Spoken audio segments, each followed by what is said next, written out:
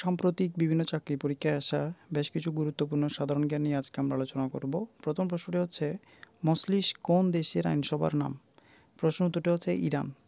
মজলিস কোন দেশের আইনসভার নাম? প্রশ্নের উত্তরটি হচ্ছে ইরান। তো আমরা পরবর্তী প্রশ্নে যাব।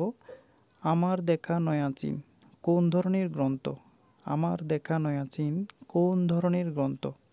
প্রশ্নের উত্তরটি হচ্ছে ভ্রমণ কাহিনী, অর্থাৎ আমার দেখা নয়া চীন এটা হচ্ছে একটা ভ্রমণ কাহিনী।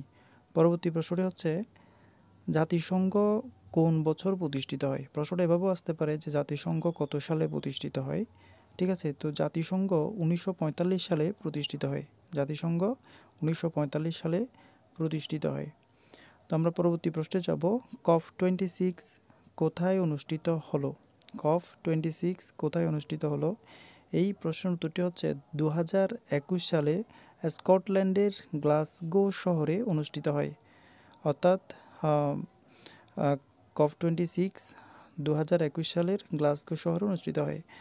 দ্য আইডিয়া অফ জাস্টিস গ্রন্থের লেখককে? প্রশ্ন উত্তরটি হচ্ছে Amartya Sen. The idea of justice গ্রন্থের লেখককে? প্রশ্ন উত্তরটি হচ্ছে অমর্ত্য সেন।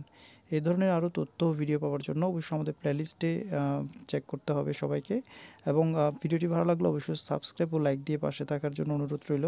পরবর্তী প্রশ্নটা হচ্ছে, কারাগারে রোজনামচা গ্রন্থটির লেখককে? কারাগারে রোজনামচা গ্রন্থটির লেখককে? প্রশ্ন উত্তরটি হচ্ছে বঙ্গবন্ধু শেখ মুজিবুর রহমান।